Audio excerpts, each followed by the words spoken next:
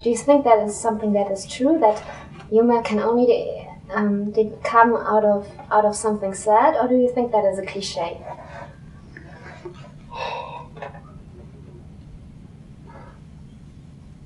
I know that Wittgenstein believed that the most serious and profound problems and questions and issues could be discussed only in the form of jokes. I mean, I know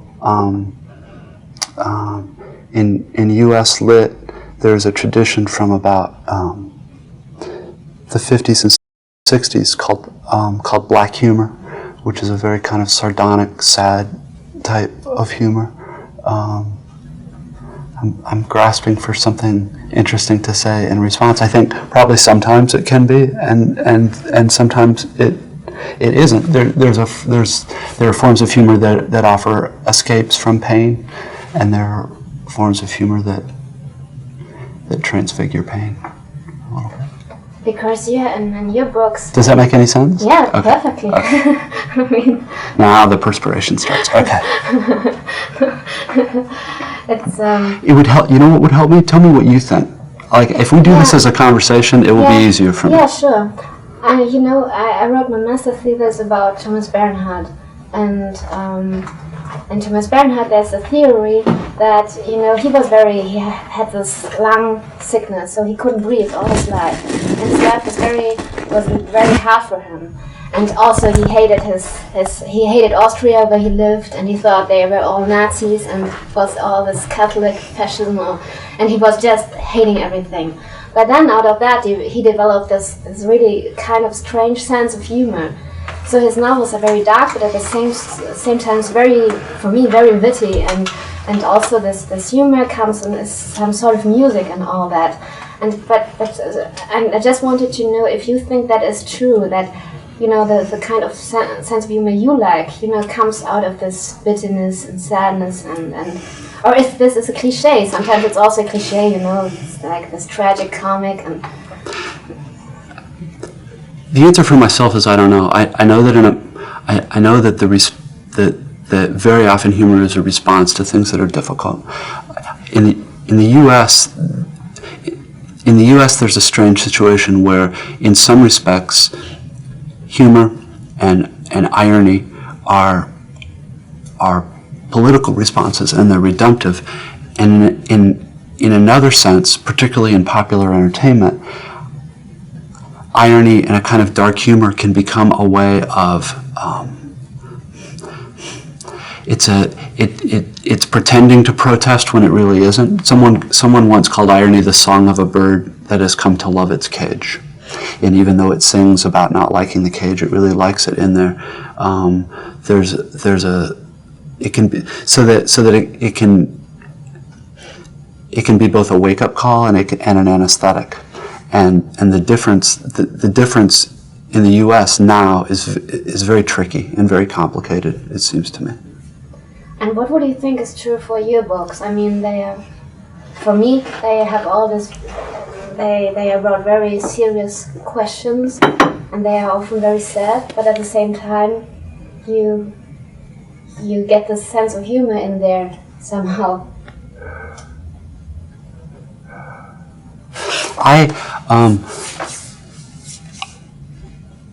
I'm not often all that aware of stuff that's really funny in the book. In the American version of Infinite Jest, I set out to write a sad book, and when people liked it and told me that the thing they liked about it was that it was so funny, it was just very surprising. It's the other strange thing about humor. I teach school and I teach literature, and some of what I teach is Kafka, and there's a story about Kafka that in some of Kafka's most horrific stories, his neighbors would complain because he would be laughing so hard late at night as he wrote these stories. He found them very, very funny. And there are things in them that are funny, but I don't know that many people would understand laughing so hard that your neighbors would complain. So there's something, it's probably difficult to talk to a writer about the humor or sadness or something in his or her own work because our sense of it tends to be very different from readers. Yeah, but there was one interview you gave. I forgot which media it was, but you said when you began writing Infinite Jest, you wanted to write something about sadness. So sadness was something that really belonged to this project. So could you describe what you? It was a while ago. The easiest way to talk about it would be that for the upper middle class in the U.S., particularly younger people, things are often materially very comfortable, and there's also often a great sadness and emptiness, and it's difficult to think about and difficult to come up with answers in the abstract. And I think I had started that book after a couple of people, not close friends, but people I knew who were my age had committed suicide, and it just became obvious that something was going on, and so I know that impulse was part of starting the book. The book is so long, though, and took so long to write, that it's almost hard to remember the impulses at the beginning, because everything sort of changes. I mean, it's something you live with for years and years, rather than something that you just have an idea or a feeling and you just do. I think one of the ideas of the book is that there's a particular ethos in U.S. culture, especially in entertainment and marketing culture, that very much appeals to people as individuals, that you don't have to be devoted or subservient to anything else. There is no larger good than your own good and your own happiness. And that in the book, as best I can recall, characters who become drug addicts, there is a form, that the root in English of addict is the Latin addicere, which means religious devotion. It was an attribute of beginning monks, I think. There's an element in the book in which various people are living out something that I think is true, which is that we all worship, and we all have a religious impulse. We can choose to an extent what we worship, but the myth that we worship nothing and give ourselves away to nothing is simply sets us up to give ourselves away to something different. For instance, pleasure, or drugs, or the idea of having a lot of money and being able to buy nice stuff.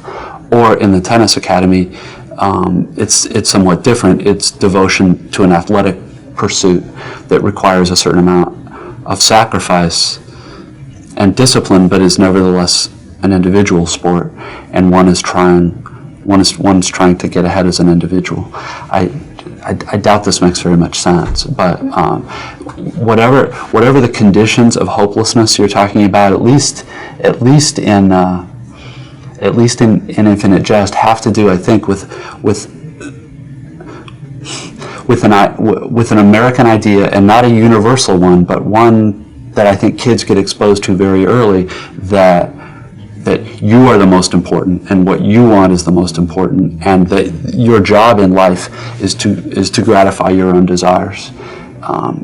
That's a little crude to say it that way, but in fact it's something of the ideology here,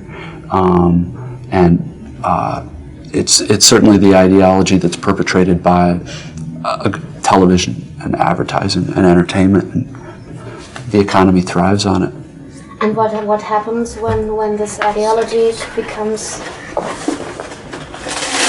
there? Oh, am I? Oh God, sorry. I gotta switch this battery out.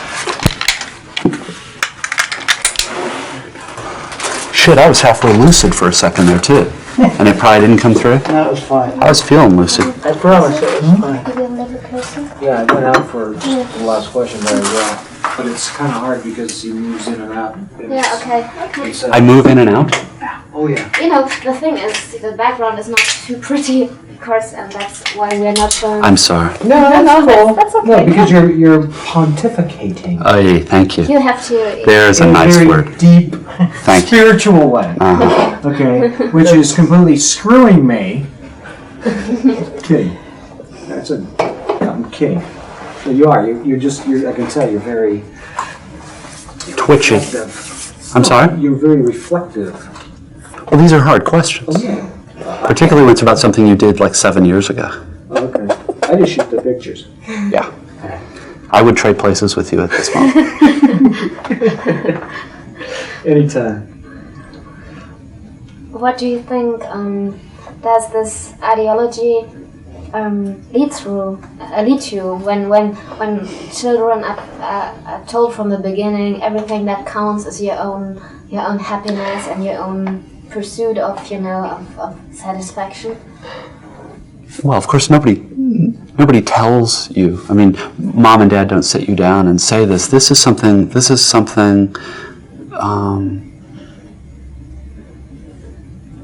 very subtle and is delivered by a great many messages.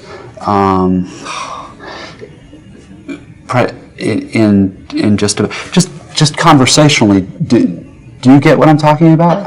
I rather doubt that Europeans' idea of America is very different from this. I mean, this is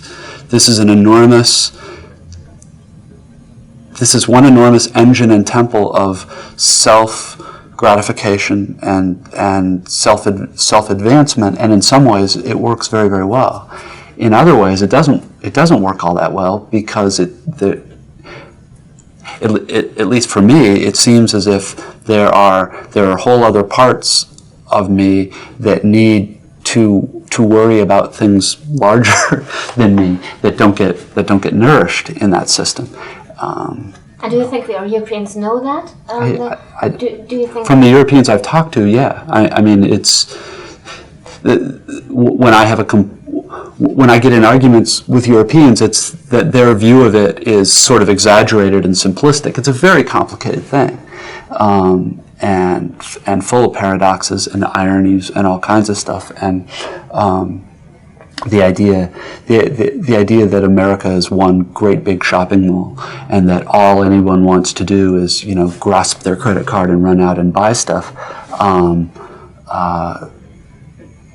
Is a stereotype and it's a generalization, but as a way to summarize a certain kind of ethos in the U.S., it's pretty accurate. Particularly after the elections we just had on Tuesday, it's the U.S. is not getting better in this area. It seems like it's getting worse.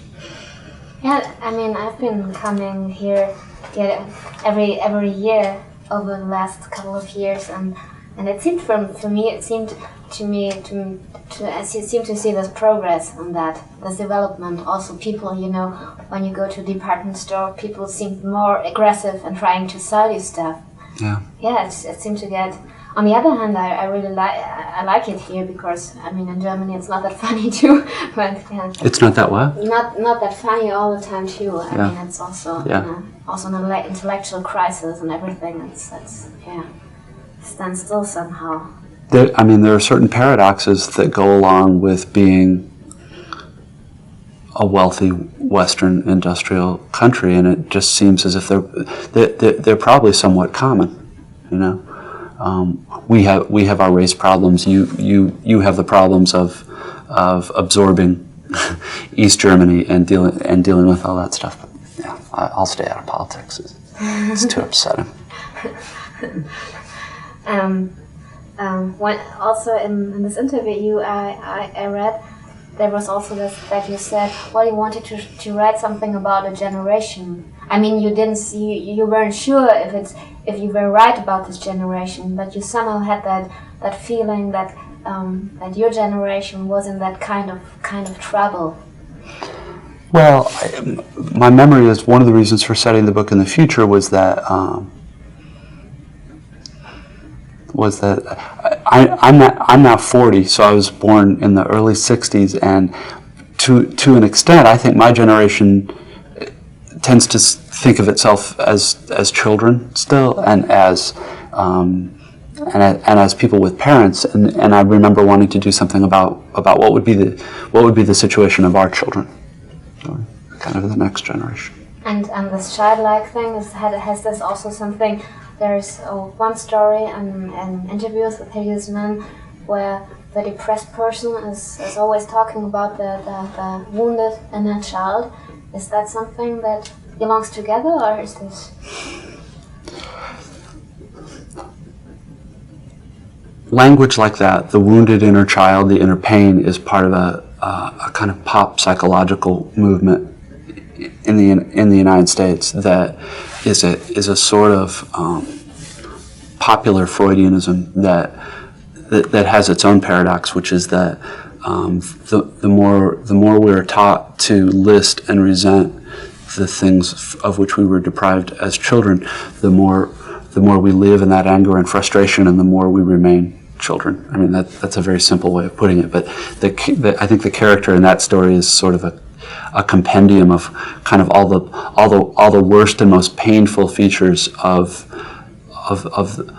the popular psychology movement in the U.S. And I don't know whether there's any analog to that in Western Europe or not. No, I think there is actually. And when you said that, I mean, I find that too in Europe, that there's this reluctance to really be grown up and to live life on life's terms.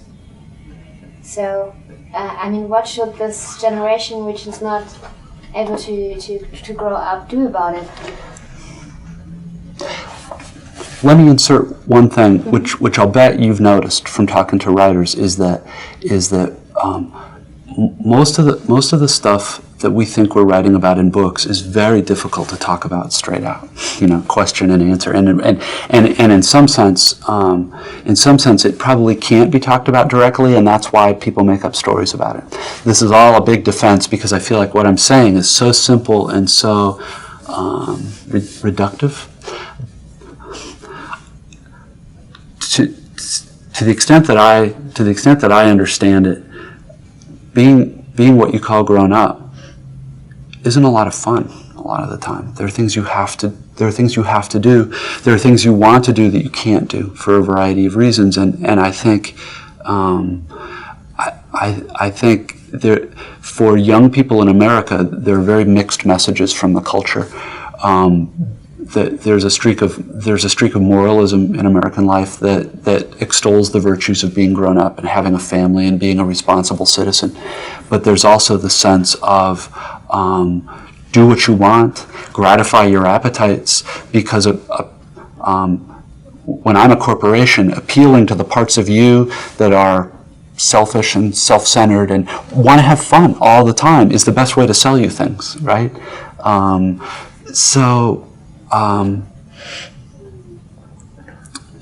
the point that emerges from that is that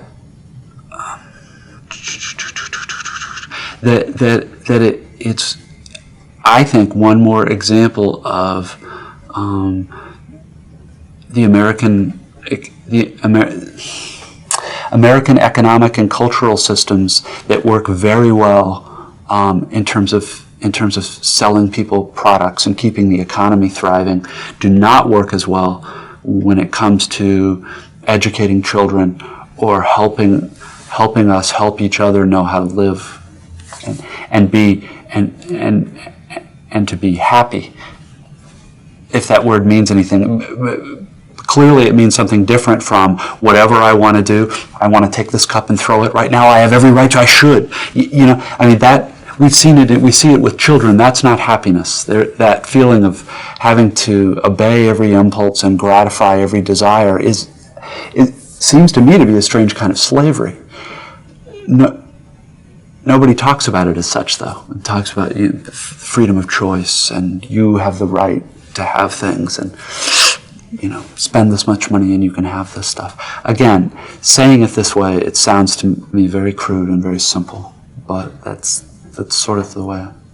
Yeah, no, I don't think so.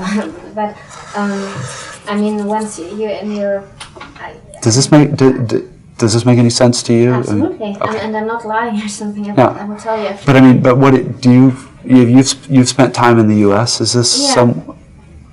Yeah, it's but I think it's not only a problem in the US, because everything that happens here somehow is copied by by people in Germany, and there it's also this impulse that you only have to do what makes you happy and forget about all the others, and you don't want it to be with boring people, with people who need you, and that's not attractive and all that. So it's it's more or less the same thing. So it makes sense to me, of course. And it works very well as a system for running an economy and keeping goods produced and sold, and it works wonderfully. The ways in which it doesn't work are much more difficult to talk about. So what would I mean? Yeah, you said it's but when speaking of that, where doesn't it work? One's reduced to talking, I think, about general terms like being grown up, or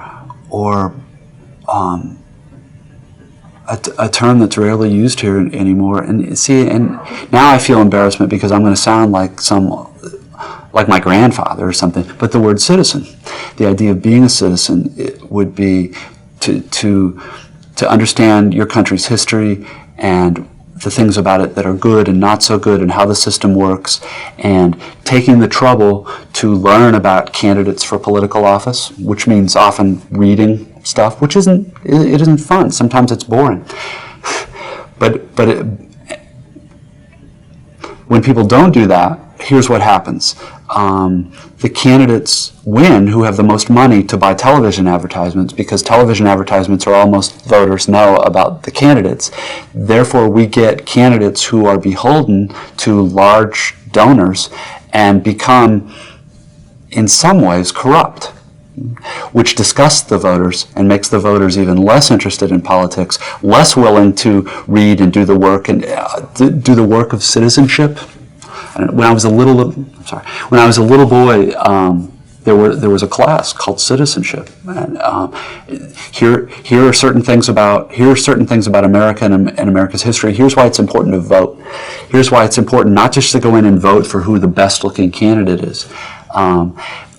Here's what's really interesting, and I don't know if you can translate this. Talking about this now, I feel ashamed, because my saying all this sounds to me like an older person saying this, like a person lecturing, which in American culture sets me up to be ridiculed. It would be very easy to make fun of what I'm saying. It'd be very, very easy to make fun of what I'm saying, and I can hear in my head a voice making fun of this stuff as I'm saying it. And this is the kind of paradox, I think, of what it is to be a halfway intelligent American right now, and probably also a Western European, is that there are things we know are right and good and would be better for us to do, but constantly it's like, yeah, but it's so much funnier and nicer to go do something else, and who cares, and it's all bullshit anyway. And, sorry about that. No, but it's the same dilemma actually in Germany, with people wanting to say something and knowing at the same time it is this intellectual stereotype, but on the other hand, you can't forget about it. I mean, and one of the things it causes is tension and unhappiness in people. I don't think it's very complicated, and I don't think I've named the only reason for it. The paradox is that sort of tension and complication and conflict in people also makes them very easy to market to, because I can say to you, feeling uneasy, life feels empty. Well, here's something you can buy or something you can go do. It makes us. It makes for the economics term is inelasticity of demand. I demand all the time, no matter what the price of it is, and it works really well in an economic way, emotionally, spiritually, in terms of citizenship, in terms of feeling like a meaningful part even of this country. Forget the world, and I'm sure the U.S. government's sort of arrogance and disdain for the rest of the world is unpleasant, but it's also a natural extension of certain cultural messages we send ourselves about ourselves that work very well in some ways and make us very rich and very powerful. It's all complicated. So, yeah, we are somehow addicted to having fun, and even, you know, in so-called serious literature, it's that, you know, you don't want to make this effort anymore. Books who are serious also have to be very entertaining, and you don't want to be bored, and that's I mean, I think 20, 30 years ago, you could still read a book, and it would be this kind of work to do. But you wouldn't think, well, I have to be entertained all the time, and then. So how do we get out of this dilemma when everything, even for intellectuals, has to be entertaining and not boring? And I don't know that I'd agree with the last part of what you said. There's a real split. It's interesting that you went and interviewed Crichton, because there's a real split in U.S. literature between commercial literature, novels like that Crichton writes, Stephen King, Tom Clancy, who are the other big, Grisham, the law guy, some of which are really pretty good, but they're and they make a great deal of money, and there's a whole lot of demand for them. And then there is still, and I think it's probably like this in well, it's probably not quite. There's probably more demand for serious books in Europe, but here there's a small pocket of probably, I don't know, 500,000, say 1 million readers, who, many of whom are from the upper classes and have good educations and have been taught the pleasures of hard work in reading or music or art, and like that. So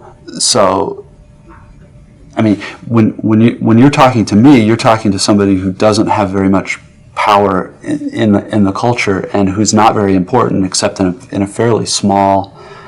I don't know what the analog would be. It would be something like maybe contemporary classical music in the U.S., which there are people who enjoy it and listen to it, partly because of training and partly because they're disposed to be willing to do a certain amount more work reading it. But compared to popular music and rock and roll and hip hop and stuff, classical music is nothing. I mean, economically or commercially, or in terms of how many people have heard of it, or how much an influence it has on the culture. So,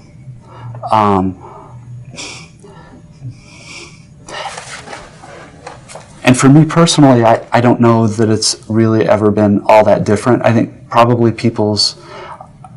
probably American education used to be a little bit better and a little bit more difficult, and children had no choice but to realize that there were certain things that were hard and involved a certain amount of drudgery that were actually very satisfying at the end of it. But for the most part, I think in the U.S., people who've been doing, quote, serious stuff, which is harder and stranger, have always played to a much smaller audience. In terms of what can be done about the dilemma, first of all, I'm wondering who would care what I think, and second, I'm not sure, and third, what do you think? I mean, you live in the same atmosphere I do. Yeah, I think it's really a problem, because in Germany we have this TV literary expert, and you call him the literary pope. So he's the pope of literature, and people think he has a very good niveau of everything, and he really knows when he says the book is good, the book is good. Who is this guy?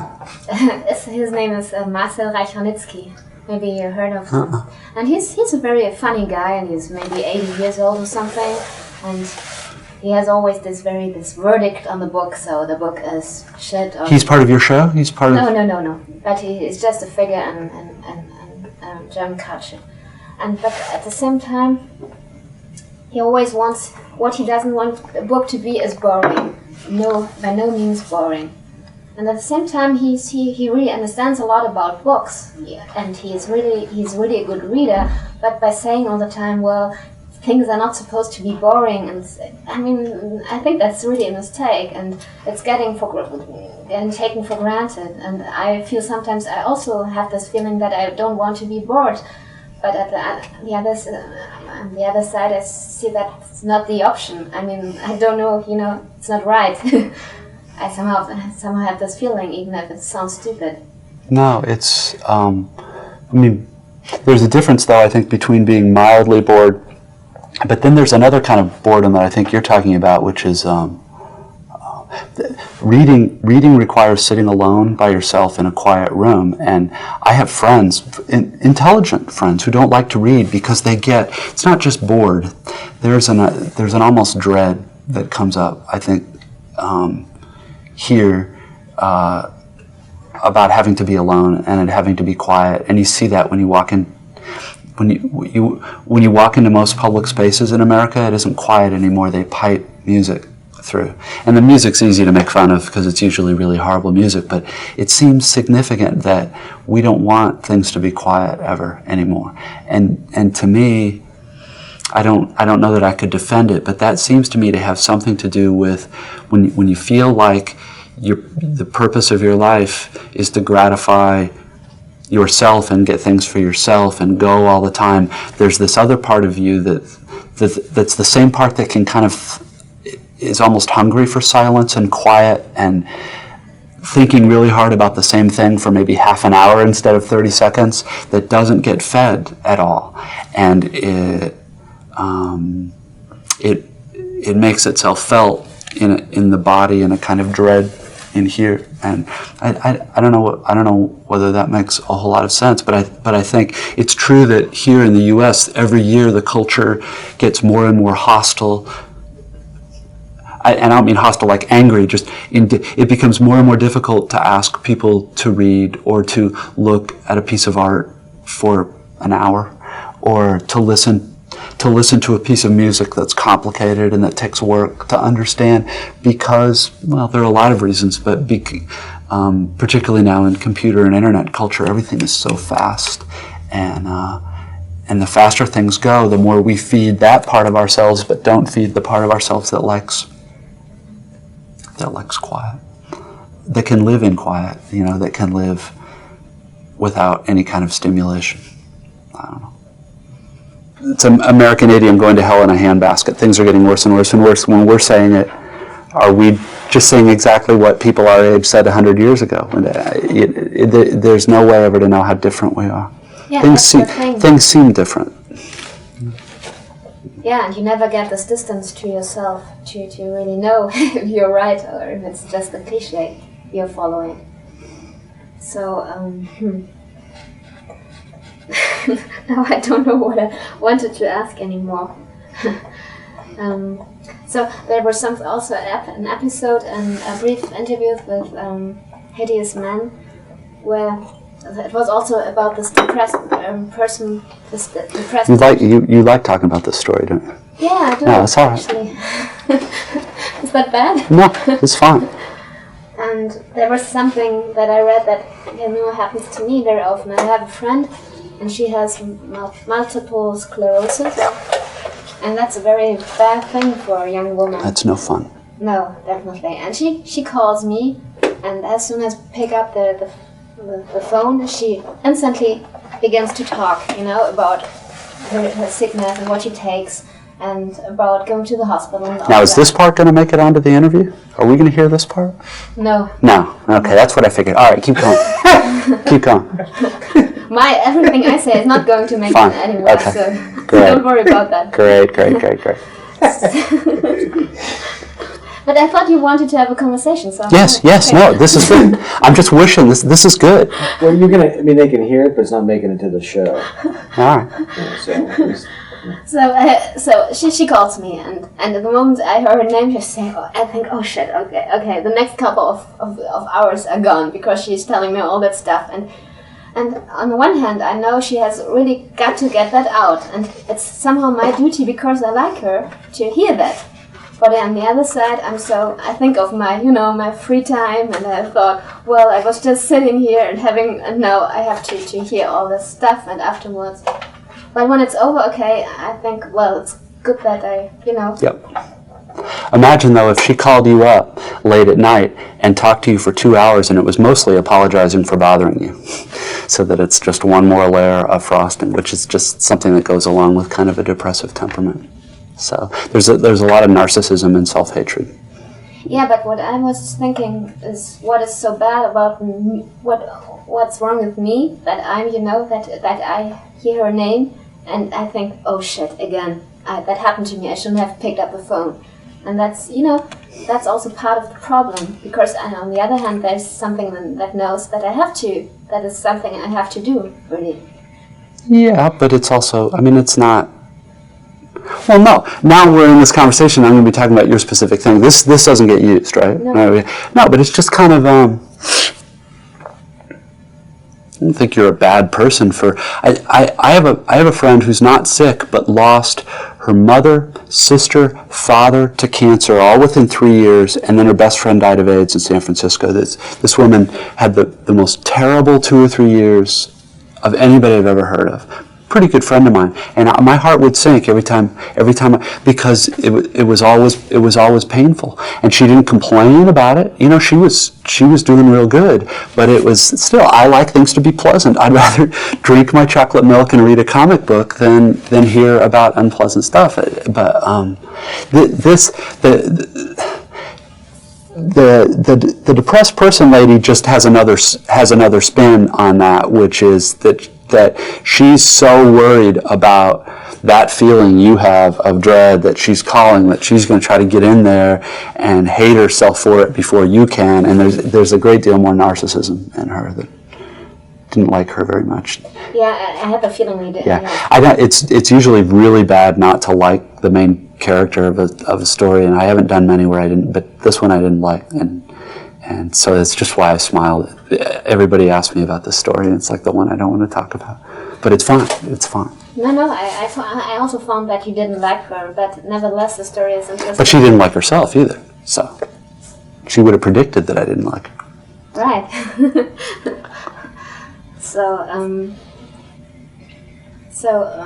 Do you still? Do you watch TV? I don't have a TV, because if I have a TV, I will watch it all the time.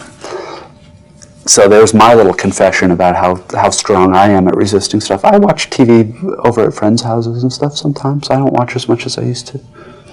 Yeah, but Infinite Jest, the entertainment is not coming from TV directly, but it's coming from these, I thought they were small, from these cartridges that you kind of order and get all the time.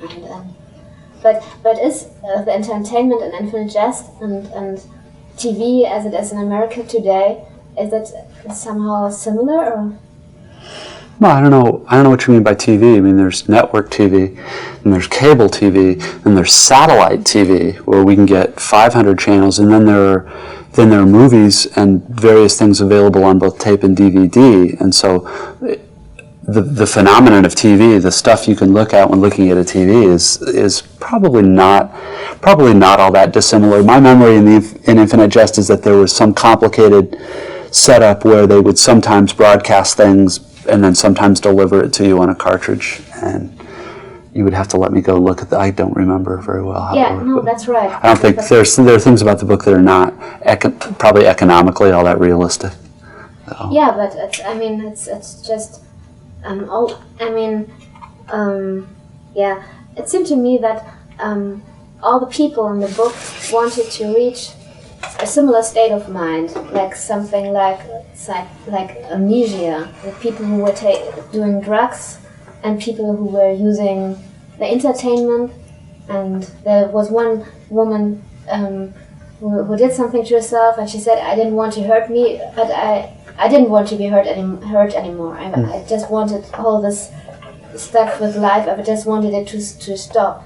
Is this a similar goal which people want to reach about similar ways? Sort of amnesia or self-forgetting?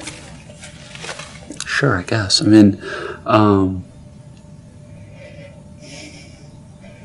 think part of the allure of both drugs and entertainment is escape, yes, from from my problems and my life and having to be stuck in here. I can, pretend I'm James Bond or pretend to.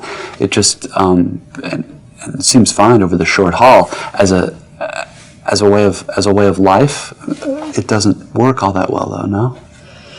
No, but in your book, I mean, there were a lot of people doing drugs and trying to, not have to feel those things anymore. Yeah, well, stop me if I'm wrong, but because again, like I said, I did this thing like 7 years ago. Just say what you think about it. I don't quite get the question, because it seems to me like the parts of the book that have to do with drugs have mostly to do with this halfway house, where people who've been doing drugs for 10 years kind of stop and then sort of lose their minds, because all of a sudden now they are starting to feel some of this stuff. So if you're talking about the more general allure of drugs, to the extent that I understand it, which is about as specifically as I'm going to talk about it,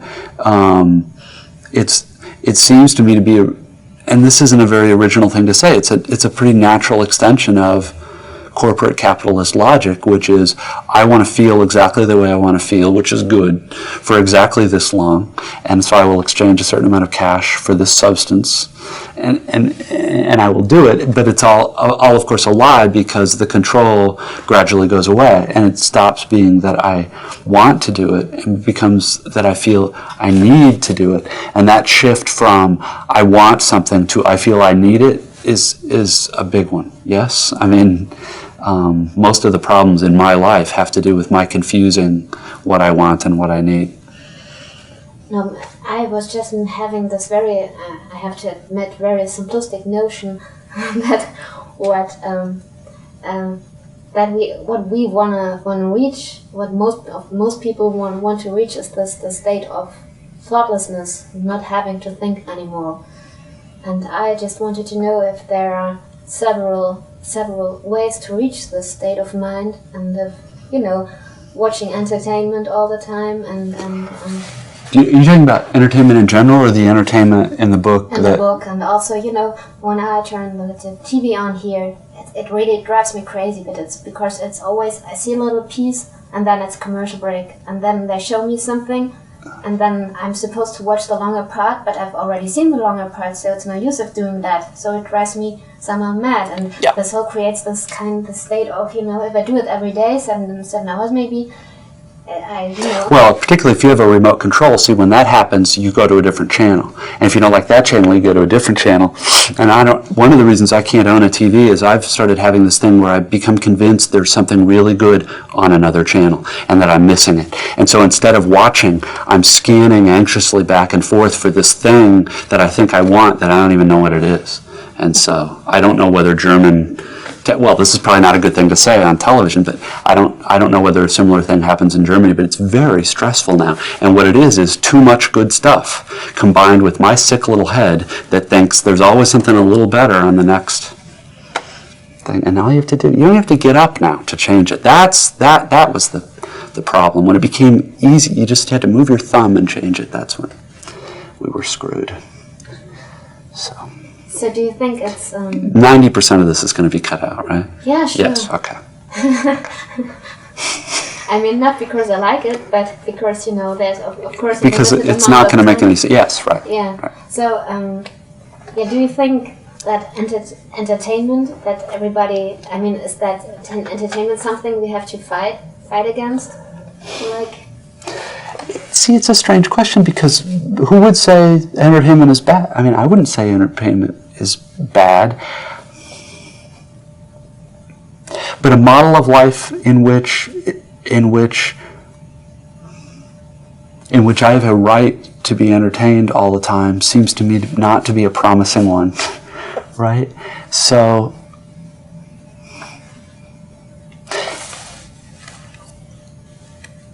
and this won't translate, but of course one of the insidious things about it is that entertainment is so goddamn entertaining. So like imagine this show were running on American TV, and I were sitting in this hotel watching it. Okay, we've got this pointy-headed, nerdy guy talking about this stuff, or I've got, Pamela Anderson running on a beach, or a hilarious comedy. Which one am I going to watch? When I'm saying, there's no, if fighting against entertainment is even required, how does one do it unless? Well, there are two options. One is you direct the attack only to people who are willing to listen to the complexity, but those aren't the people who are enslaved by entertainment anyway. Or you find some way to make the attack on entertainment entertaining, in which case you've been captured by the very thing you're fighting against. It's very, very strange. Yeah, that's exactly the dilemma. Yes. That's exactly it. Just that is different, but the topic is different now. So the Infinite Jest takes partly place in a tennis academy. So, and you I read have been a tennis player, a quite good tennis player. A somewhat good tennis player, not a quite good tennis player. No, I played a lot as a kid. Yes. And then you said once, well, tennis is a little bit like chess and like boxing. It's I don't know if it's a combination of the two or if it's, but you somehow related the three together: tennis, boxing, and chess. So what makes tennis so special? Sorry. Well, if you're asking why it's in the book, the reason it's in the book is it's the one sport I knew well enough to be able to try to talk about why it was beautiful. And it's also a sport that has to do with two very bounded spaces and sending stuff back and forth between them, which has other stuff to do with the book. I think tennis is a very, very beautiful sport because it's very abstract and geometrical, and tactical like chess, and it's also very, very physical. There's a lot of running. You get very tired playing. I don't know about the boxing thing unless that it's just usually one person against another person. But it's. And with chess? Well, if you're really interested, really good tennis players, like really good chess players, are always thinking 4 or 5 moves ahead. Actually, this was something that some of the German players who were superstars in the 90s were something very good at doing. Boris Becker didn't just come up and hit an ace. What Boris Becker, and I think he'd learned this from McEnroe, was really good at hitting a forcing serve that made you hit a weak return that let him come into the net and put the next shot away. I mean, so that everything is being thought of ahead. But it's also very combative. You and I are playing. If I win, you lose. I'm trying to beat you. Very individual. I don't feel like this is making any sense at all. It does. Okay. I'm sorry, but I have to No. it does. Okay, fine. Well, you can run some sort of editing magic. Yeah, sure, but I don't have to. But there's also something about it's also combat at a distance. In boxing, the two bodies are very close to each other. There's something a little colder about tennis, which is I'm trying to beat you, but you're 75 feet away from me, and what's traveling between us is just this small thing. There's something more abstract about it, which is a little bit more like chess. And what you also said is more mathematical, right? I think there was. Are you talking about the essay that talks about calculus and No. tennis? Maybe I didn't understand it, but it was when Hal is it Mario who talks to this guy who from his name is Stick? Schnitt. Stick, yeah, and he says that. A German, as I recall. Yeah, but it's not a German name actually. No, of course it isn't. What it is it's a Schnitt vaguely Germanic sounding name to Americans. Yeah. Yeah, he's not the subtlest character in there. I just thought of him. Well, the angles are mathematical. So I don't know what to. What is literature able to do that other? Sorry. I saw this on the sheet of paper. Yeah, because I had to Good. understand that. Good. So let me ask you first, and then I'll about what is it that literature can do that other things can't do? Well, It's not so easy, is it? No, not at all. But I thought you're more intelligent than I am. So I thought. Well, actually, I read this in this interview, and you said something as that good art somehow is able to not make you feel alone in this. And that is something actually that I'm very addicted to, because I'm simple as I am. I'm very I'm very happy when I don't feel this so lonesome when I read something. And I also, when in good literature is something very musical to me sometimes. That I had that with Bernhard very much, because the sicker he got in his life, the easier the words became, and it was some kind of music. Huh. So for me, I have the beauty of the words, and also this musical thing about it.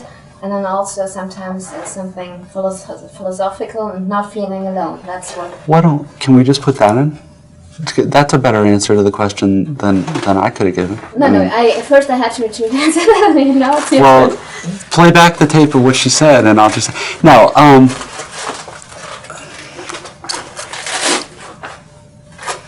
It's a heavy question.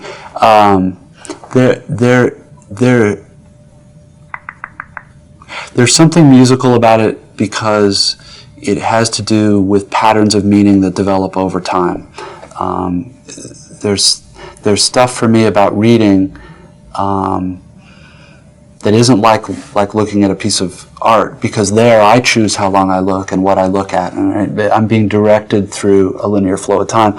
But in a piece of music or in a movie, that flow is directed for me. I've really got no choice but to follow it. Whereas books, it's weird. I'm moving through time through this thing, but I can also, I don't know whether you do it or not, but if I've read a paragraph I like a lot, I go back and I read it over again. So I'm trapped in time, but I've got more mobility within that time. And then I think there's other writers I've talked to about this, and most of us who end up doing this like to read as kids, probably for the same reason you did. There's I'm trying to think of a way to say it where it isn't just sounds stupid and simple, but it goes without saying that there are four of us in this room. I'm sure we all seem fairly pleasant. We don't. There are big limits on what we'll ever know about each other. I don't know what's in your mind right now. God knows I don't know what's in his mind right now. There is a way for me, and I'm not really talking. I'm talking more as a reader, that when I'm reading something that's good and that's real, I'm able to jump over. I'm able to kind of jump over that wall of self and inhabit somebody else in a way that I can't. That we can't in regular life, but when I do inhabit that other person, very often what they're thinking or saying or feeling are things very much the way I do, but I'm scared there's something wrong with me that I do and nobody else does. There's a tremendous reassurance about that kind of communion and empathy. And then it gets more complicated because I'm also getting access to the mind of the author in a way that we don't have access to each other talking this way and stuff. And so there is. It's most of the friends I've got, and most of my friends don't like to read. Most of the friends I've got who don't like to read find it A, boring, and B, just kind of lonely and slow. And I just don't get it, because I'm watching television for me, although it's easier, is much lonelier. Watching flat images on a flat screen, doing interesting things, and often they're very easy to look at, is very different from knowing what it's like to be inside somebody else's skin, or knowing what it's like to be able to spend 2 hours with an author who somehow can make me feel like I know what it is. I mean, it just seems like a form of magic to me. And is it also comfort? I can't remember which American writer it was who I heard him speak, and he said that his job is to comfort the disturbed and to disturb the comfortable. And so there's something comforting there's something comforting about being able to inhabit somebody else, but there's something also very uncomfortable about it, because usually the experiences that person is having are just the ones that I don't like or that I haven't worked out. And it seems to me that the biggest split isn't between music and literature or music and sculpture or whatever. There are forms of art that offer us escapes from ourselves and our daily lives, and I think that's fine in small doses. And then there are kinds of art that offer us more sort of confrontation with our own lives. And I don't think it's surprising that there isn't as much demand or as much money in the latter, because it's more difficult and less pleasant sometimes. And it takes skill and education to get good enough at reading or listening to be able to derive pleasure from it. There's class stuff involved here that gets very tricky. But I think it's worthwhile. I think reading and writing are both worthwhile. That's very profound. Okay. Did good for a while. In the middle there, that was lucid. All I did was parrot back what you said, but I took like 10 times as long. No, that's and not I did this a lot more. So. Boy, is it hot in here now. Yeah, it's true. Oh, yeah. So we are right into something that I actually have. Do you want me to get you some little bit of water or something? No, I'm fine. I'll just be sweating here in my chair. Like, it's fine. You know, not a problem. Like the typical American. Yes, the sweaty American. I'm proud to sweat on behalf of the USA. So we are just in the middle of a question that I put on this paper, which was somehow faxed or emailed to you. So. And which I received. That's good to know. The fear of the writer that his work and his persona somehow made banal, and be flattened and abused as soon as the media. I don't recall that. Where's that written down there? Where? Banal? Yeah, I don't know if that's banalized. Oh, this is, okay. I think I made this word up. How interesting. See, mine stopped here. Really? Yeah, there wasn't any of this stuff. Oh my God. No, it's fine. So it'll all be stuff. So we're talking about like the marketing of writing stuff? No, but I mean it's the fear of the writer that his work and his persona are somehow made into banal, not only by promoting. Yeah, well, it belongs to promoting. The work and his persona are the same thing? No. But they're both made. Yeah, but as when when you are out there for the media, and what happens then? I see a paradox here. I'm going to talk about the difficulties of having to deal with the media, but I'm talking to the media. Sure. Right. I mean, see, I'll pretend I'm talking to you, but when the show's, you're going to have this face, sweaty face, on camera, talking about how difficult it is as a writer to be on camera. In which case, if I were the viewer, I would go, so why is the son of a bitch on camera? So how do you suggest I handle this? Yeah, no, it's a paradox, but at the same time, I think it's very, I mean, it's a legitimate fear to have. So I think about these things all the time. I think, well, I like literature, but at the same time, why am I doing this, and how am I doing this, and how can I try to preserve these things? So, it's a paradox for me too. So for this reason, I think it's something you can think about. Sure. Well, there are a number of trade-offs. There in the United States, there's another division between corporate publishers and nonprofit publishers, who are often very small and do a lot of poetry and avant-garde fiction. If you are lucky, these are scare quotes, if you are lucky enough to be published by a corporate publisher, you get more exposure. You get reviewed in the New York Times instead of just in your local paper. You get translated into other languages and but literary stuff loses money for corporate publishers almost all the time. And one of the ways they try to keep from losing money is marketing the stuff and for reasons that everyone has tried to explain to me, but I still don't understand it, having the author go around and talk and read, the thing they most like to do is send you to a bookstore. And you give a reading at a bookstore, and there's maybe 200 people there. But while you're in town to do the reading for the bookstore, you talk to the local newspaper, and you maybe do something like this. And that it generates like free advertising for the book. My problems with it are the following. My stuff I don't feel like is meant to be read out loud. There isn't really. It's not supposed to live on the breath.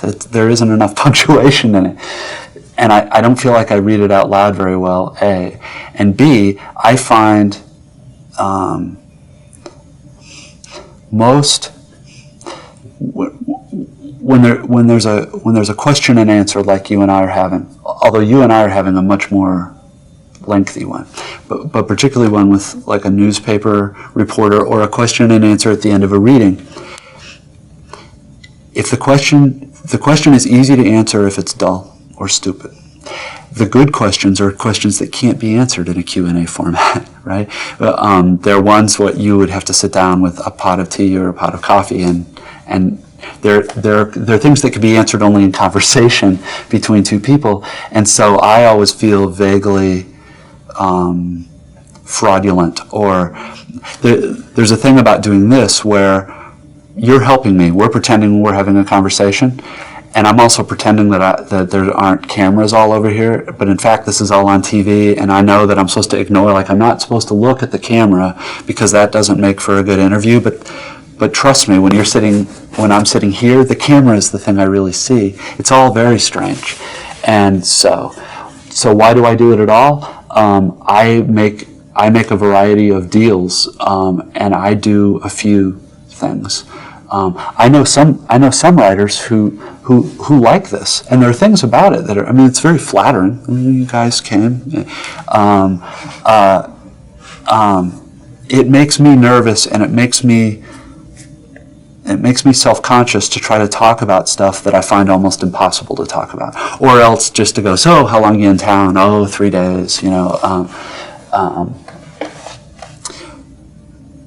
But I have an agent whom I owe 25,000 favors to, who's done all these nice things, and it's also exciting for a writer to get his work published in another country. So she says, this German publisher is really good, and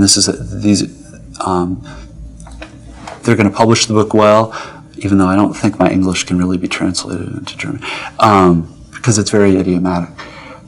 They're going to publish the great advertisement. I'm sure the public, and all they need is this. They need this one thing from you to help them sell enough books, maybe so that they don't lose money on it. It then becomes very difficult to say no. On the other hand, I don't think it's very good. I don't think it's good. Maybe a show like this, there's no analog for this in the U.S. But the whole going around and reading in bookstores thing, it's turning writers into kind of penny ante or cheap versions of celebrities. People aren't usually coming out to hear you read. They're coming out to sort of see what you look like and see whether your voice matches the voice that's in their head when they read. And none of it's important, and it's icky. I don't know if there's a German translation for icky, but in terms of banal, I don't know. Banal to me means general and simplistic and superficial and vapid, and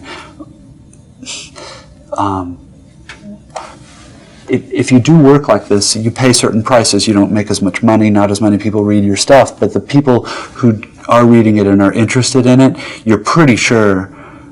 Like, the thing that I like about doing this kind of stuff is that I'm pretty sure my readers are about as smart as I am. You know, I think if you're somebody like Crichton, or somebody who's like a Harvard MD, but you're writing for a mass audience, things get very strange. I don't worry that people who are reading my stuff are misunderstanding it or banalizing it any more than it's already banal. I do worry weirdly about when it's translated into languages that I don't know, I worry that, I mean, I don't know what's in there. I don't know. There are so many American idioms in there that I don't know whether they can be translated or not. Well, it's very hard to translate it actually, but the people who did it and who translated your work in German are really people who are very much into it, and who were really, I mean, I know some of them. Oh no, I mean, that's good to hear, and you can understand. I can believe you, and still there's this weird, because one of the things about, you're probably like this about your work too, the term is control freak. I want to control every single word that's on there, and so it's just tough. The one language that I can read, I read the translation in that language, and it was just so different from anything I meant that I've decided it was just better, to have it be done in languages I didn't know. So. Yeah. Is that any kind of an answer to the question? Yeah, sure it is. Yeah. One thing that also very much appealed to me is when you spoke in an interview about the existential loneliness, of the. Yeah, I said the word existential loneliness. Something like that. Yeah. Okay. Maybe I'm German and I sometimes get things wrong, but. No. Okay. But, and that's something, I very much like to hear an author say, because that's the one thing I'm searching in the things I read. I'm searching for this testimonies of existential loneliness. So, is that something you still relate to, or? Well, yeah, if I understand your question, this is the stuff that we were talking about 2 questions ago. There's something painful about being stuck in a body and a consciousness that can't ever except through sort of conversation, can't ever be inside anybody else's. And there's a magic about. Except, see, I don't know that much about music. People who do say that there is a purity with which the composer's emotional state can be felt by the listener that can't be approached by anything else either. There's probably most kinds of art have this sort of magical thing of, for a moment, there's a kind of reconciliation and communion between you and me and you and me that isn't possible in any other way. But it's also the sort of thing, it's so weighty and so general that, especially after he used the word pontificate, I feel... mean I have never heard it. The word pontificate, to speak pompously about very, very complex, abstruse matters. It's a little bit pejorative, but he meant it in a funny way. But it's... And this is something else about, like, being an American. When I hear the word existential now, half of me rolls my eyes. Oh, what a bit, the big, sexy, philosophical term, and it becomes hard to speak seriously about it because all I can hear is being made fun of for how serious and boring and dull I'm being. If that makes any sense. Good luck editing. Yeah, your German accent's much better than mine. How surprising. Yeah, really. Speed. Okay, in Germany, when I'm talking about my generation, and it's also about people in my profession, most of the times they have pretty good educations and all this, but there's also the feeling not being able to do anything with it. You have pretty good conditions to start with, and then after a while you think, well, what's next, and what am I doing with this? You have this feeling. Maybe it's not reality, but you have the feeling of not doing anything with your life. What do you think about that? I know that there's a paradox in the U.S. of the people who get powerful jobs tend to go to really good schools, and often in school you study the liberal arts, which is philosophy and classical stuff and languages, and it's all very much about the nobility, the human spirit, and broadening the mind. And then from that, you go to a specialized school to learn how to sue people or to figure out how to write copy that will make people buy a certain kind of SUV. And yeah, I mean, it's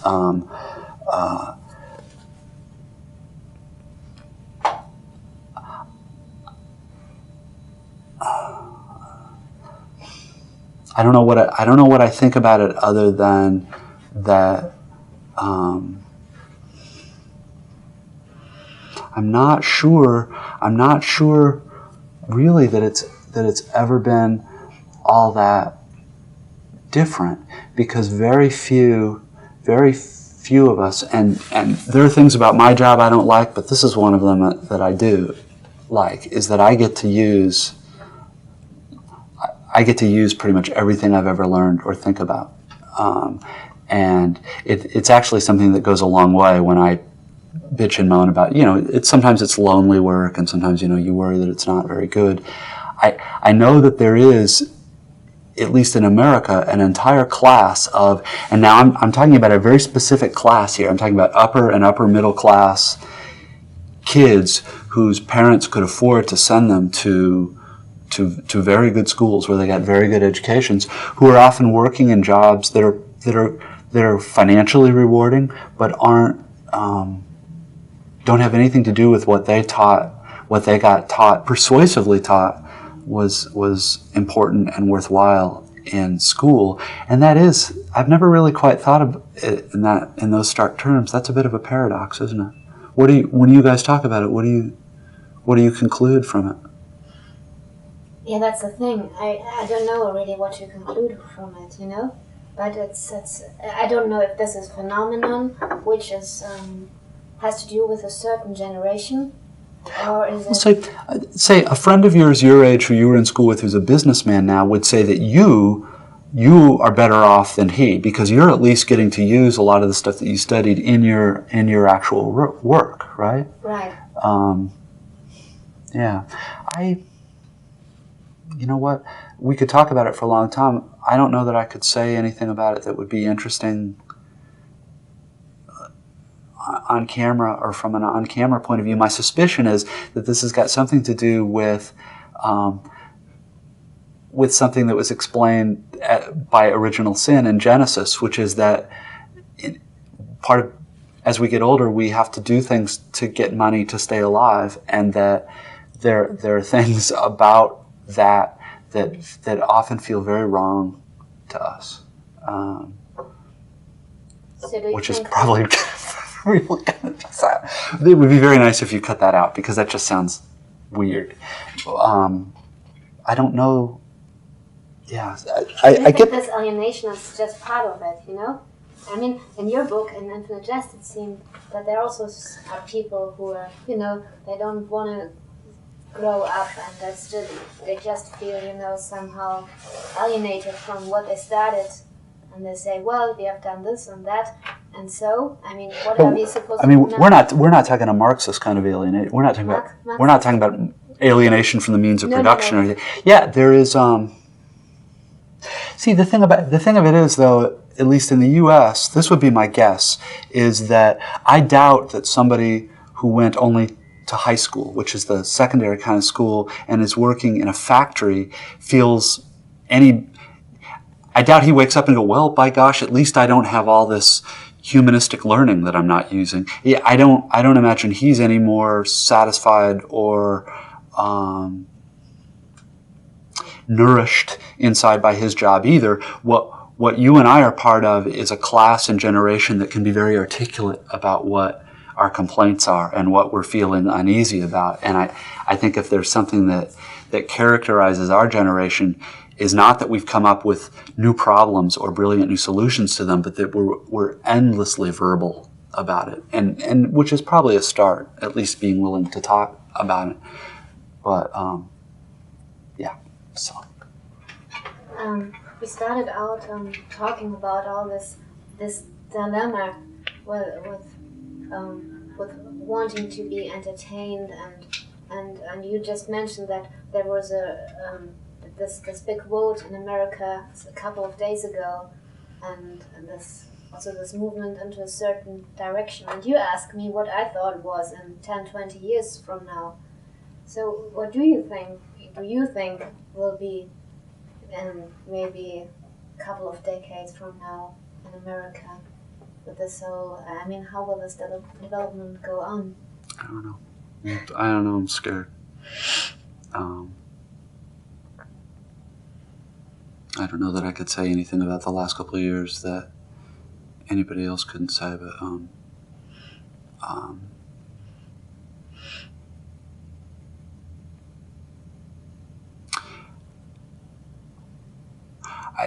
when I was young, or younger, I used to.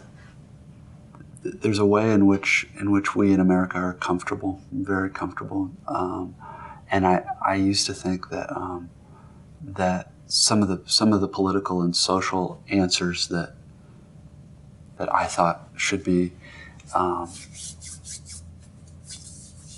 some of the political and social corrections that I thought should be brought about would happen when there was some sort of cataclysm or misfortune where we weren't as comfortable anymore.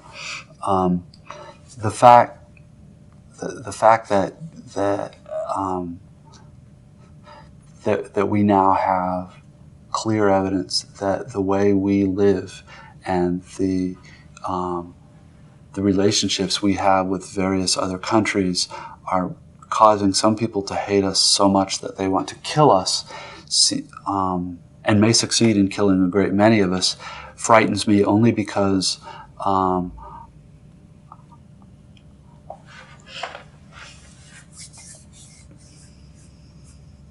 well, when I was growing up, one of the mythological periods for us growing up is the Great Depression, Weimar era, where the story goes, everyone pulled together. There were hard times and no one had enough, but everyone pulled together and everybody. It seems to me now that that the country's reaction to feeling frightened and insecure is to buy sports utility vehicles that are large and massive and tank-like and make individual people feel safer, but also get 4 miles to the gallon in a country where gasoline is probably 1/5 as expensive as it ought to be. There's a sanity in Europe about gasoline prices and fuel consumption that there isn't here yet, and yet are voting for people who are deciding to go over and very possibly kill hundreds of thousands of civilians in order to kill a few enemies, and none of which is important. But the fact that no one here is talking about the connection between how we live and what we drive, and the things that are happening, the speed with which it's become those bad people, those bad fanatics, they're evil. What they really hate is our freedom and our way of life, which is just hard to swallow, right? Like, who hates freedom? Yeah. People hate people, not freedom. I now don't know what's going to happen, and I am as an American as scared. Not since I was a little boy and I worried about the U.S. and the Soviet Union having an intercontinental. Not since that have I been this scared. And this is totally personally, but I'm more scared of us than I am of anybody else, and that's a bleak place to be. I'm not sure how I feel about. Well, you're going to use it if you want. I don't think this is an evil country. I don't think American people are evil. I think we've had it very easy materially for a long time, and we've gotten very little help in understanding things that are important besides being comfortable. And I don't think anybody knows how we will react if things get really hard here. And the fact that we're strong militarily and economically is a good thing, but it's also a frightening thing.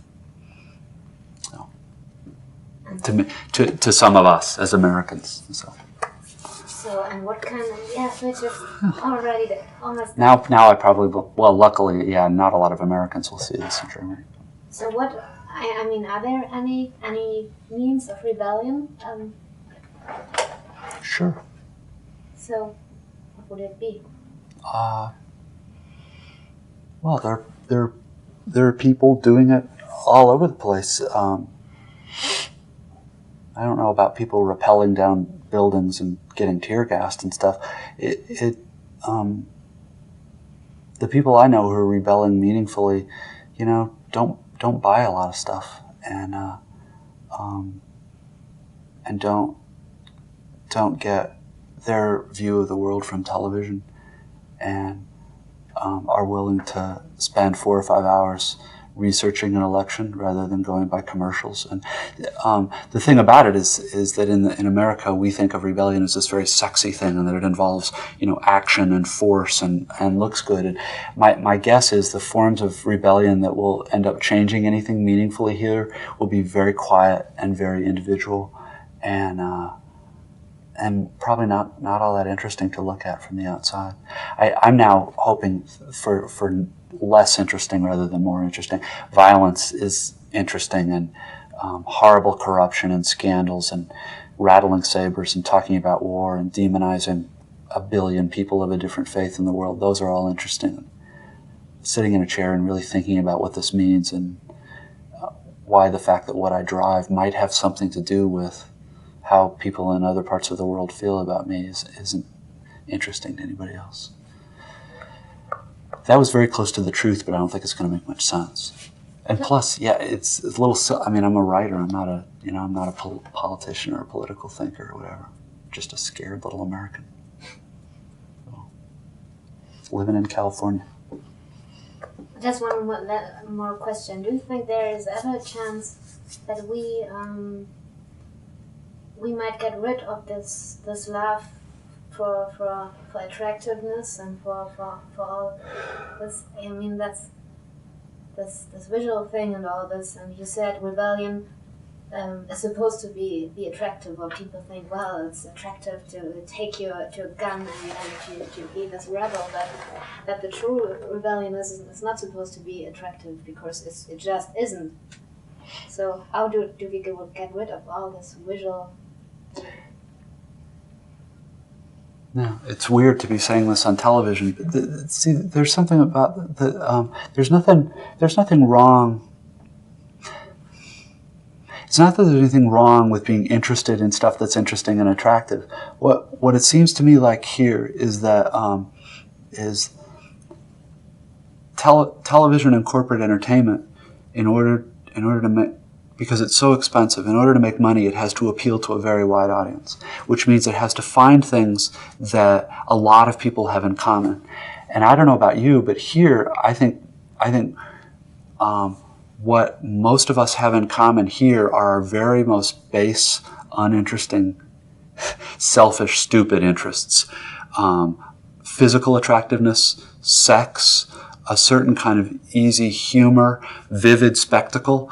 I mean, that stuff that I will immediately look at, and so will you, and so will you, and so, right? So it's in our very most base and kind of childish interests that we are a mass. The things that make us interesting and unique and human, those interests tend to be wildly different between different people. So my guess is, in terms of American mass culture as a mass, for things to get significantly different, what it's going to involve is fragmentation in the entertainment industry. When something like what's happened in the American magazine industry, where instead of 3 or 4 magazines with millions of subscribers, you have thousands of magazines, each with a few thousand. That is, if entertainment can get more niche-y, N-I-C-H-E is the English word, it's possible that these companies that put the stuff out can stay alive and make money without having to appeal to 10, 20 million people. Because I don't think it's evil. I think it's just the way that it works. The only way to get 10 or 20 million people all interested in the same thing is to pitch your appeal very, very low. Because maybe you're not interested in any of the things that I named, just immediately, but I am. I'm no different than anybody else. There are a few people who aren't interested in it at all, but I am.